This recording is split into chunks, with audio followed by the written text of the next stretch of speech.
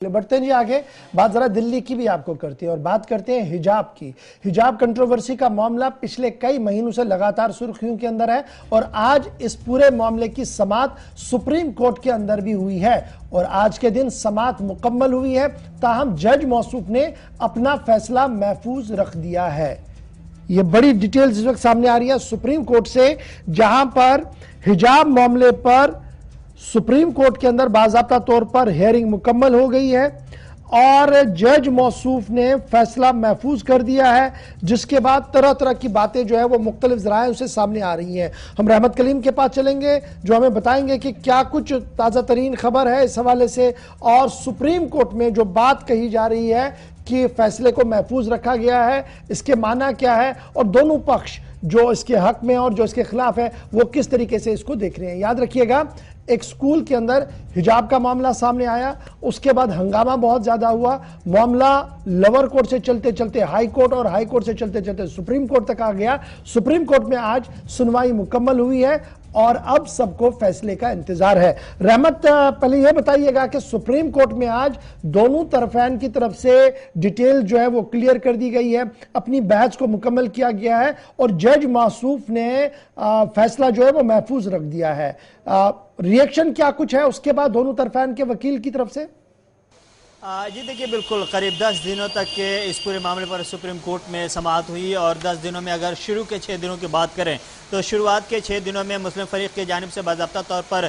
जो दलाइल पेश करने का सिलसिला जारी रहा वो चलता रहा और 6 दिनों के बाद कर्नाटक हाई कोर्ट की या कर्नाटक सरकार की तरफ से जो सॉलिसिटर जनरल हैं या फिर सरकार की जानिब से बाज़ाब्ता तौर पर जो वकील हैं उनकी तरफ से मौक़िफ़ पेश किया गया और इन 4 दिनों में हमने देखा कि आखिर के 4 दिनों में बाज़ाब्ता तौर पर सरकारी मौक़िफ़ पेश किया गया। इस बीच में जो दलाइल पेश किए गए वो दलाइल अपने आप में बता रहे हैं कि कहीं ना कहीं सरकार एक अलग रवैये पर चल रही है, एक अलग मौक़िफ़ के साथ आ रही है और जो फरीक़ैन का या ख़ासतौर से जो मुस्लिम पक्ष का या हिजाब के हक़ में जो वकील थे उनका कहीं ना कहीं मौक़िफ़ साफ था कि जिस तरह से दूसरे मज़ाहिब को अगर इजाज़त दी जा रही है, दूसरे चाहे हिंदू हो, क्रिश्चियन हो या दीगर मज़ाहिब के अलामती निशान वगैरह रखने के या उनके मजहबी अक़ीदे के हिसाब से उस पर अमल करते हुए अगर उसे स्कूल जाने की इजाज़त है तो मुस्लिम ख़वातीन को, मुस्लिम बच्चियों को इजाज़त क्यों नहीं दी जा सकती। सबसे बड़ा और अहम जो पॉइंट था वो ये था कि आपको इस हिजाब पर पाबंदी का फ़ायदा क्या होगा, कोई फायदा बड़ा अगर हो सकता है तो बताएं, क्योंकि इतने दिनों में जब से कर्नाटक हाई कोर्ट ने फैसला अपना दिया है और पाबंदी लगाई है तब से लेकर के अब तक के 17,000 से 20,000 के आसपास तालिबात ने, मुस्लिम बच्चियों ने स्कूल जाना छोड़ दिया। ये सिरे से समाज का नुकसान हो रहा है। किसी एक कम्युनिटी से ऊपर उठकर अगर आप देखेंगे तो इसको कहीं ना कहीं समाज के आईने से आपको देखना होगा और ये समाज का बड़ा नुकसान हो रहा है। दूसरी बात उन्होंने जो बताई वो ये कि अगर कल मैं अपने तौर पर अगर स्कूल जाता हूँ, अपने जेब में अगर हम श्री कृष्ण की तस्वीर लगा करके रख करके जाते हैं तो क्या कॉलेज इंतजामिया, स्कूल इंतजामिया हमें रोक सकती है? इस तरह की चीजें अगर इस तरह के ऐसे दौर में जब हम आज़ादी और इजहार राय की आज़ादी और बहुत ही खुलेपन की आज़ादी का मुजाहरा कर रहे हैं और इसकी दावेदारी की बात कर रहे हैं तो इस तरह की पाबंदी लगा करके किसी भी नैये से आप आगे बढ़ने के मजाज नहीं है और इस तरह की दावेदारी में किसी भी तरह से आप सदाकत के करीब नहीं है। 23 अर्जियां थी, इनमें कुछ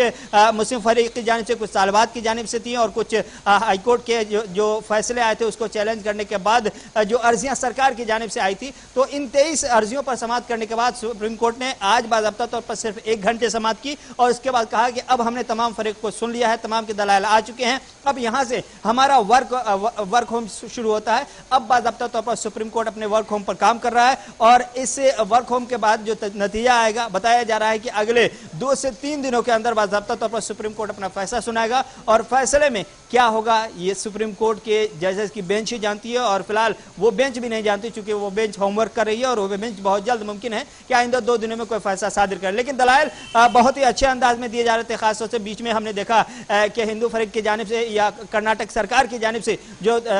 मौक़िफ़ पेश किए गए थे सॉलिसिटर जनरल की जानिब से, उसमें गाय के ज़बीहे की भी बात आई और कहा गया कि जिस तरह से गाय के ज़बीहा को लेकर के मुस्लिम में या इस्लाम में बुनियादी हुकूक हिंदुस्तान के अंदर नहीं हासिल है, उसी तरह से हिजाब पहनना भी बुनियादी हक में नहीं है। तो इस तरह के जो मुस्लिम फरीक ने इसके जवाब में कहा कि जो प्रतिशत है, जो फीसद है, जो सूरत हाल है, वो आप देख सकते हैं कि मुस्लिम तालिबात की तादाद ऐसी बहुत ही कम तादाद है, और जो कम तादाद है जो हिजाब के साथ जाती है, उन्हें भी अगर आप खत्म करेंगे तो फिर इससे समाज का ही नुकसान होगा। आपको यूनिफॉर्म पहनाना है, यूनिफॉर्म पहनाइए, उसी लिबास में वो अपना पर्दा कर सकती हैं, वो अपना हिजाब स्कार्फ डाल सकती हैं। उन्हें तालीम से रोक करके आप हिजाब के नजरिए से अगर आप इसको देख रहे हैं तो फिर ये आप गलती कर रहे हैं, क्योंकि आपकी नजर में अगर देखें तो यहां पर तालीम से ज्यादा अहमियत यूनिफॉर्म की होती हुई नजर आ रही है। लेकिन अगर आप हिंदुस्तान को आगे ले जाना चाहते हैं, सोसाइटी को बिल्डअप करना चाहते हैं, तामीर और तरक्की के मैदान में आगे बढ़ना चाहते हैं और नई नस्ल को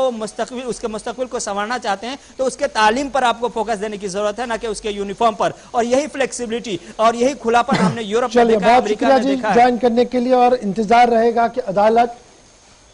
इस पूरे मामले पर अब समाअत मुकम्मल हो गई है, फैसला क्या कुछ होगा। सबकी नजरें सुप्रीम कोर्ट की उस बेंच पर है जहां पर आज ये तारीखी फैसला चंद दिनों के अंदर